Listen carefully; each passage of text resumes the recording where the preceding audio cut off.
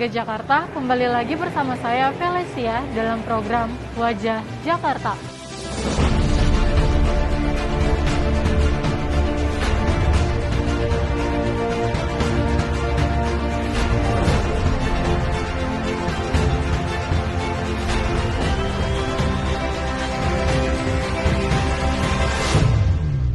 Pantang pulang sebelum padam. Itulah semboyan yang dipegang teguh oleh seluruh personel Dinas Penanggulangan Kebakaran dan Penyelamatan DKI Jakarta. Selain sebagai pemantik semangat dalam menjalankan tugas, semboyan ini juga menjadi semacam perwujudan tanggung jawab dalam memberikan pelayanan serta perlindungan kepada warga dari ancaman bahaya kebakaran dan bencana lainnya. Berangkat dari semboyan, tugas dan fungsi yang tidak enteng tersebut, itu artinya Dinas Gulkarmat DKI Jakarta selain terus mengupdate perkembangan teknologi dalam penanggulangan kebakaran dan bencana lainnya, juga harus terus-menerus mengupdate pengetahuan dan kemampuan para personilnya.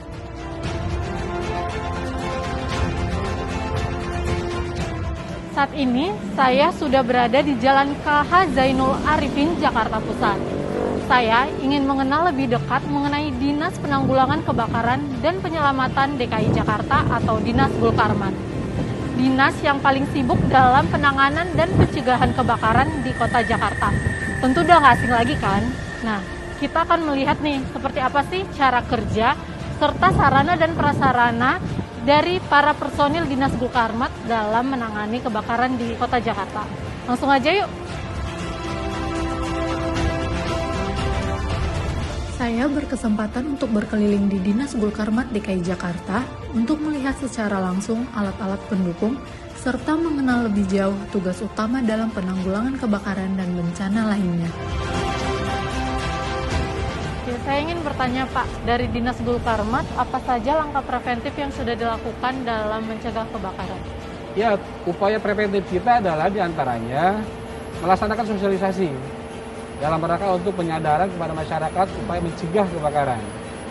Nah, di masa pandemi ini kita melaksanakan sosialisasi itu dengan cara woro-woro, dengan menggunakan pengeras suara, ya, pengeras suara dari motor, dari mobil, maupun pengeras suara yang ada di tempat peribadatan yang ada di suatu permukiman. Ya, tentunya peran serta masyarakat sangat diutamakan. Nah, metode kita adalah dengan membentuk namanya SKKL, Sistem Keselamatan Kebakaran Lingkungan yang ada di masyarakat. Jadi masyarakat yang telah diberikan sosialisasi tadi itu, mereka dijadikan sebagai relawan kebakaran. Yang mereka lah yang melaksanakan upaya pencegahan dan penanggulangan awal ya bila terjadi kebakaran di suatu pemukiman itu. Jadi untuk info ke masyarakat nih Pak, apabila terjadi kebakaran, masyarakat bisa melapor kemana Pak? Melapor pada saat terjadi kebakaran maupun untuk bantuan lainnya, penyelamatan ya.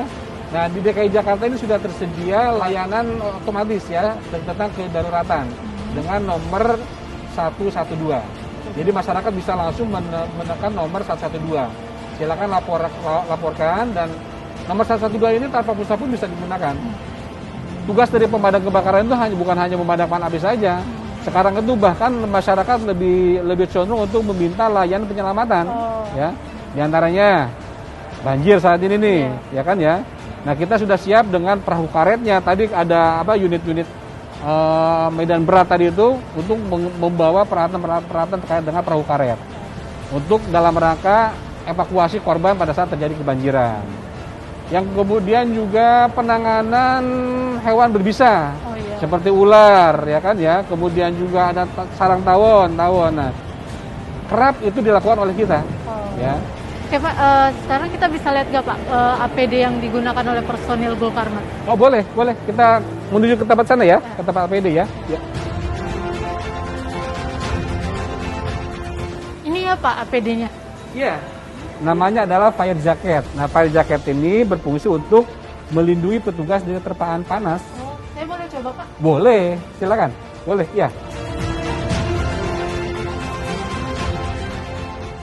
Bedanya yang ini dengan di APD yang ini? Ya, sebenarnya namanya dan fungsinya sama, jenisnya sama. Hanya saja warnanya saja. Nah, dulu petugas pemadam kebakaran sebelum yang ini ya, ini dulu nih. Iya betul. Nah sekarang lebih condong karena sesuai dengan peraturan Menteri terkait dengan APD pemadam kebakaran, warnanya seperti ini sekarang. Kalau yang dulu? Nah kalau ini adalah baju operasional, PDL namanya, pakaian dinas lapangan yang digunakan si petugas pada saat melaksanakan tugas piket jaga.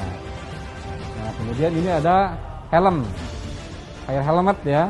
Helm tentunya helm pemadam dengan helm biasa berbeda. Nah, salah satunya ada perbedaannya dilengkapi dengan pelindung bagian leher, ya.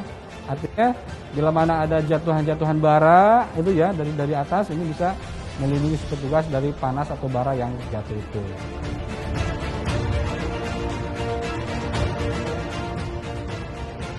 Jadi Pak Tasar, ada berapa sih total peralatan yang ada di Disbul Karmat?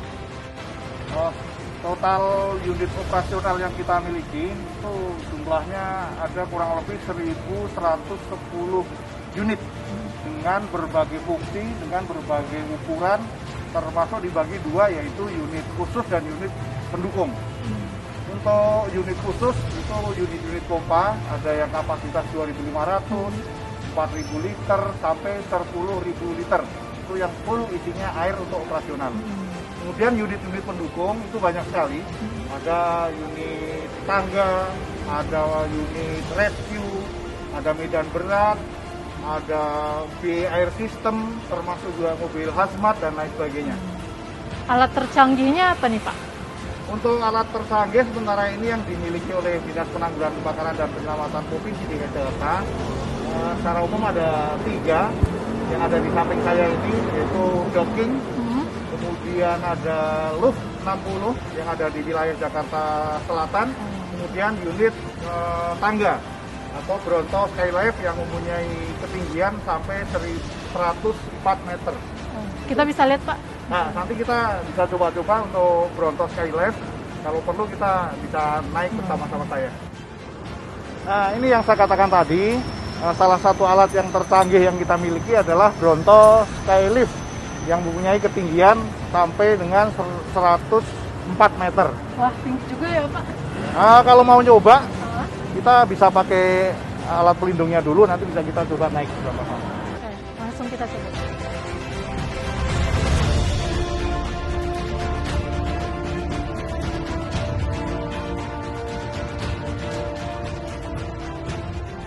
Baik, kita sekarang berada di basket unit Bronto Skylift. Yang fungsi unit ini sebenarnya fungsi utamanya adalah untuk evakuasi penghuni luar gedung dengan menggunakan unit ini. Nah, fungsi kedua bisa juga dipakai juga dalam rangka untuk memadamkan kebakaran pada bangunan tinggi, yaitu melalui luar gedung. Nah, ini beberapa kasus kebakaran di Jakarta, ini yang menggunakan alat ini digunakan sebagai sarana untuk memadamkan dalam ruangan. Tapi fungsi alat ini sebenarnya untuk evakuasi penghuni ketika terjebak dalam suatu ruangan, tangga darurat sudah tidak bisa digunakan lagi, maka akan dievakuasi oleh petugas dengan menggunakan unit Bronto Skylift ini. Kemudian unit-unit yang lain yang kita punyai, tadi saya katakan sana ada docking, itu adalah alat yang tercanggih kita punya, karena bisa dikendalikan menggunakan remote control dengan jarak antara 500 sampai 1 km itu bisa. Dalam bentuk rangka untuk mengurai material yang ada, baik itu dampak kebakaran maupun dari pasca gempa bumi. Dalam rangka untuk mencari korban, maka material-material yang itu diurai. Dan juga bisa difungsikan docking itu untuk fungsi pemadaman dengan jarak jauh yang bisa dikendalikan dengan remote control. Dengan jarak pancaran itu kalau air murni itu bisa 50 meter, tapi kalau dicampur dengan foam itu kurang lebih jangkauannya 45 meter.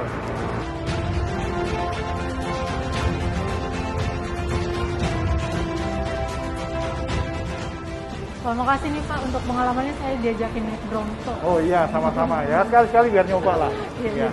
Seru. Nah, jadi saya mau nanya nih Pak, jadi ada berapa sih personil di Dinas Bul Karmat? Untuk personil dari unsur staf dan pegawai atau pasukan, itu semua total ada 4.231 personil. Nah, tentunya yang berkualifikasi sebagai pasukan semua sudah kita didik, kita latih dalam rangka untuk melaksanakan tugas-tugas operasional di lapangan.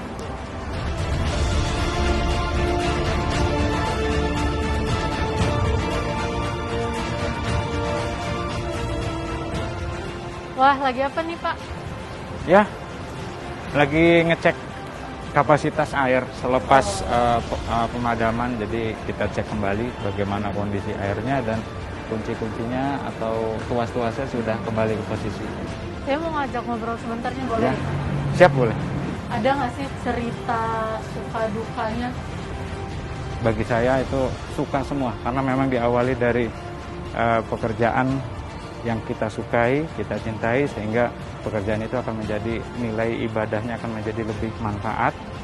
Tidak ada duka kalau menurut saya. Selama saya di sini 17 tahun, apapun kondisinya, saya tetap suka, saya tetap bangga sebagai seorang pemadam kebakaran.